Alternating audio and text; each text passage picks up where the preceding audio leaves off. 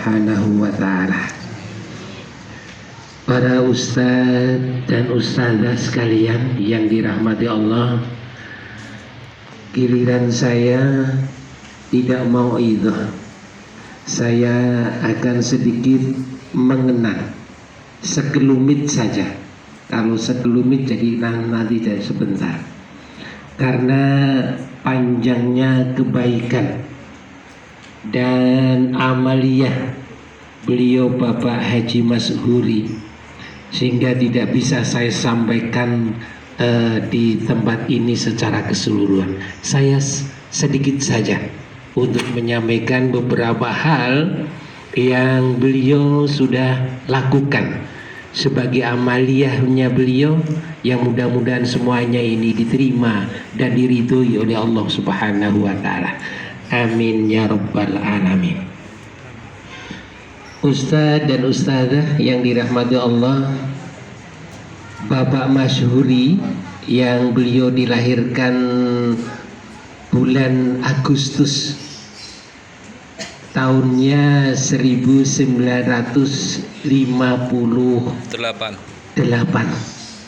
Ada yang sudah hafal, alhamdulillah. Beliau dengan saya selisihnya 2 tahun. Kalau selisih 2 tahun berarti saya sudah hampir apa itu? Hampir menyusul. Iya, semuanya akan ke sana tujuannya. Mudah-mudahan kita nanti husnul khotimah. Amin Allahumma. Beliau Bapak Haji Mashuri, saya lihat ternyata beliau adalah seorang mujahid. Saya menyaksikan betul beliau adalah seorang mujahid. Kalau ketemu dengan saya, dia tidak pernah luput membicarakan Islam dan muslimin. Tidak pernah luput. Beliau pasti membicarakan Islam dan muslimin. Selalu memikirkan Islam dan muslimin. Dan beliau cara berpikirnya sangat luas sekali. Di dalam memikirkan Islam dan muslimin, beliau menghilangkan sekat-sekat Islam, sekat-sekat muslimin yang biasanya ada pada sekat-sekat yang ada. Beliau tidak melihat kasta dan golongan siapapun. Dia kaya, mereka kaya, maupun miskin, mereka menjadi target pemikiran Islam dan muslimin yang ada dalam pemikiran beliau Bapak Haji Mashuri. Dan dia tidak melihat dari golongan manapun. Dari golongan manapun, beliau tidak membedakan antara satu dengan satunya. Ini adalah pemikiran yang cukup luas menurut saya. Saya pernah ditemukan dengan tamu beliau. Ternyata beliau juga punya tamu, yang tamunya itu dari kelompok orang-orang yang jenggotnya panjang itu. Apa itu? Jaulah. Dari Jaulah. Saya ditemukan sahabatnya beliau. Dan ternyata sewaktu beliau sudah meninggal, sekian ada 1 tahun barangkali, mereka hadir ke sini, di rumah ini bahkan. Masya Allah, mereka tetap mendoakan beliau. Dan pernah juga saya ditemukan oleh tamu beliau dari saudara kita yang ada di Islam Jamaah. Kalau sekarang namanya apa ya? Saya tidak begitu paham itu. Lem karya apa namanya? Apa? LDII, iya, di LDI. Beliau, saya dikenalkan dengan beliau, Masya Allah. Ternyata Masya Allah, beliau bahkan lintas organisasi. mereka akrab dengan muslimin seluruhnya dari beberapa golongan, sampai beliau mengegarkan diri, Ustadz saya ini adalah NU plus. Nah yuk, panjenengan yang menangi dulu pasti sering mendengar beliau. Masya Allah, dengan luasnya beliau ini, mereka beliau memikirkan Islam dan muslimin. Kemudian beliau salah satunya ingin selalu meningkat. Itu beliau selalu ingin meningkat dan meningkat. Bahkan beliau masih sempat dengan keluarga beliau, istrinya beliau ini sekarang masih ada dan salah satu saksinya. Beliau ini kalau hari Ahad pagi betul beliau berangkat ngaji, padahal sibuknya seperti itu, dan kondisi fisiknya juga tidak begitu sehat. Tapi beliau kalau pagi Ahad pagi beliau berangkat kemana? Mbah Haris. Ke tempatnya Pak Kiai Mbah Haris Sodakoh setiap hari Ahad. Padahal beliau sibuk, masih terus ingin meningkatkan keilmuannya.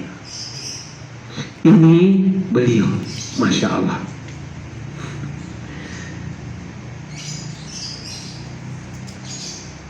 Dan beliau juga ingin meningkatkan dalam pendidikan. Saya lihat beliau selalu menanyakan dengan saya, Ustadz, asatid-asatidnya segera diadakan penataran, segera diadakan pembekalan, dan segera untuk belajar keluar kalau perlu.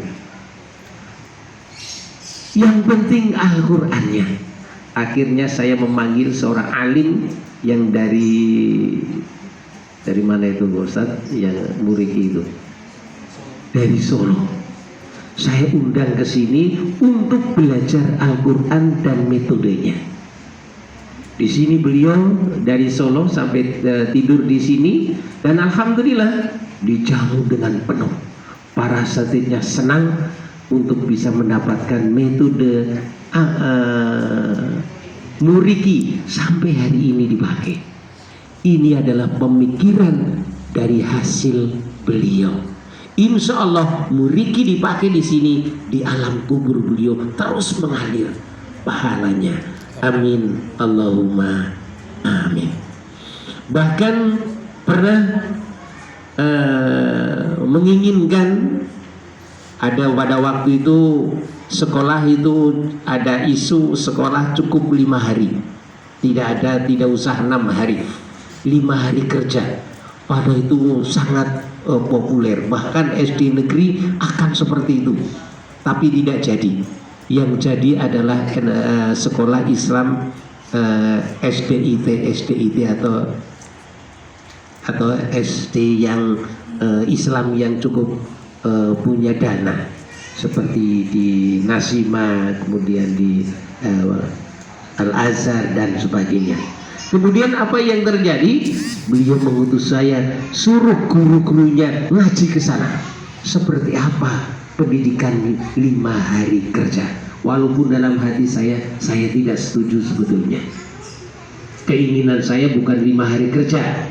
Keinginan saya adalah Nuris punya pesantren, bukan 5 hari kerja, tapi 6 hari siang dan malam.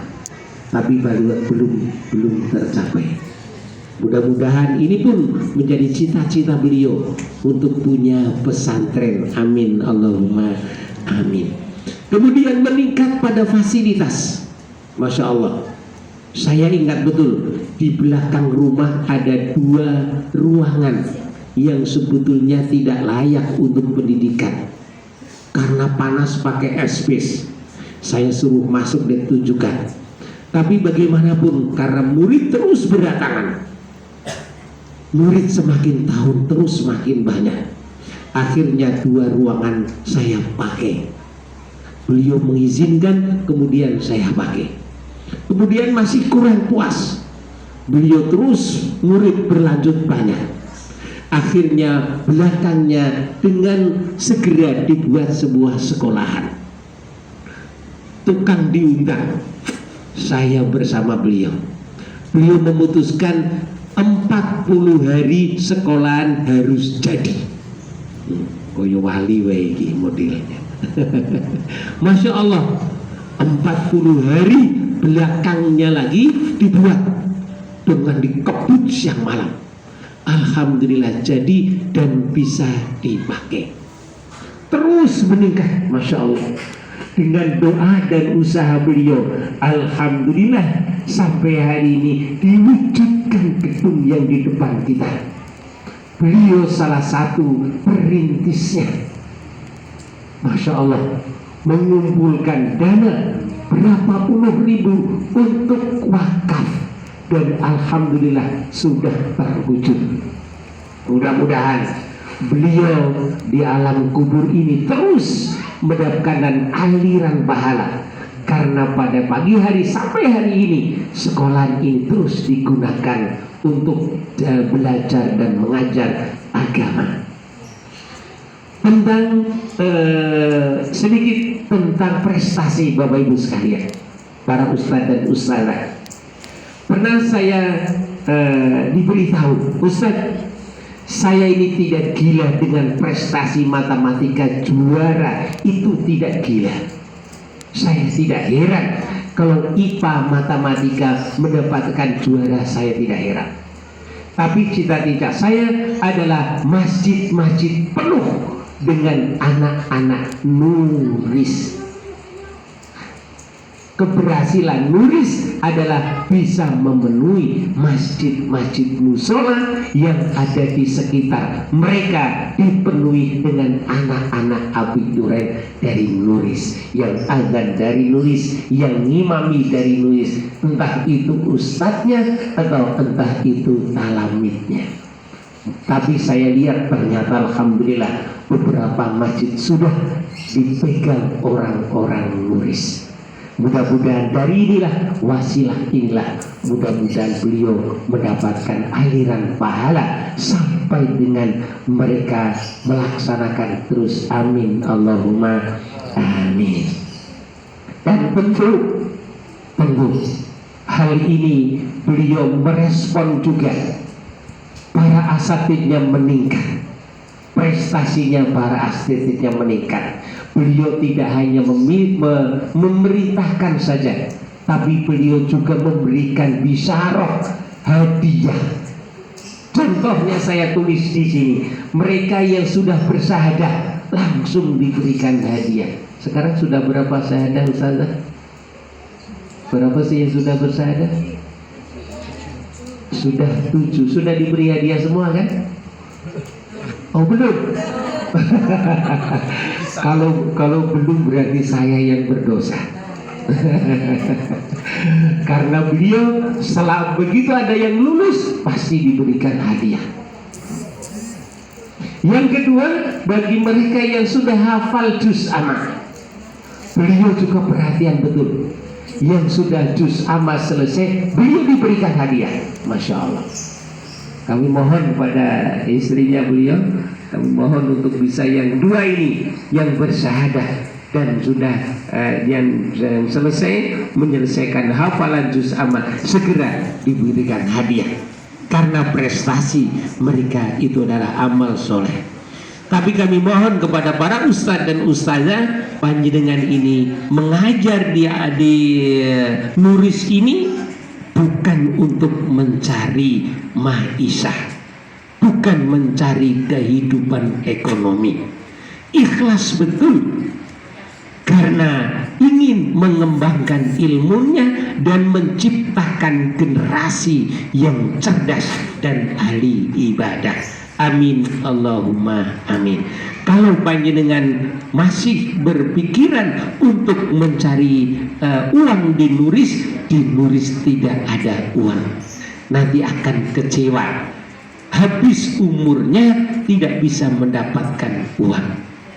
Tapi kalau insya Allah, kalau ingin beramal soleh dan menanamkan ilmunya untuk menciptakan generasi muslim berikutnya yang cerdas dan ahli ibadah, insya Allah Allah subhanahu wa ta'ala lebih kaya buktinya Pak Jun dan beberapa orang, mereka yang sudah bahkan yang sudah lama di sini oleh Pak Masyhuri langsung diberikan hadiah untuk bisa umroh. Alhamdulillah. Bisa umroh.